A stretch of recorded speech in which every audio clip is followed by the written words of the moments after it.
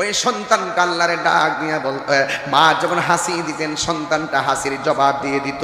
এখন প্রশ্ন করবেন হুজুর এ কোন সন্তান?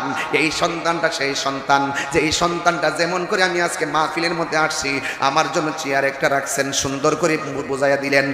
এবার চিশতি যখন এই স্লোগান দিল তাহিরি হুজুর আগমন শুভেচ্ছা স্বাগতম, আমার জন্য একটা চেয়ার খালি করা হলো। পেশা হুজুর আগমন শুভেচ্ছা স্বাগতম, পেশা হুজুরের জন্য চেয়ারটা খালি করে দেওয়া হলো। ঠিক কেমন ভাবে ওই সন্তানটা যেই দিন রাস্তা দিয়ে হাঁটতেন তার সঙ্গে যত বন্ধু থাকতেন ওই বন্ধু বান্ধবের ওই মজলিসের মধ্যে যখন যেতেন, বন্ধু নিয়ে যখন যেতেন 12 জন, তিনিও ছিলেন একজন। কিন্তু দেখা গেছে বন্ধু যখন কোনো মজলিসের মধ্যে যাইতো ওই যাওয়ার সময় কে যেন ডাক দিয়ে বলতো, এ মুসল্লিরা জায়গাটা ফাঁকা করে দাও, তোমাদের মাঝে মাদারজাত আল্লাহর ওলি এসেছে। আল্লাহু আকবার বলে কেন? এই মোল্লারা তো বুঝতো না, এটা শরীয়তের মোল্লা।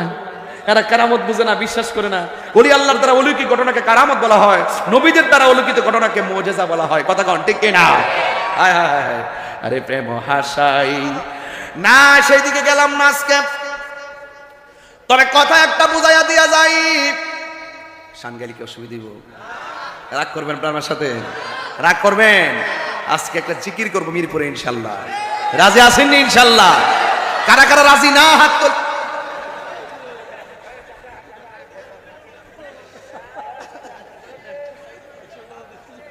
ওইগুলোকে মানুষ নাকি দিদি? ওই দেখ কই গিয়ে ওষুধে কারি ফ্লাভার মরবে তো। আল্লাহ আকবার কর, আর আল্লাহ আকবার কর। আমার মুর্শিদ নীল আমার মন কারিয়া, কেমন করে নীল মন প্রেমে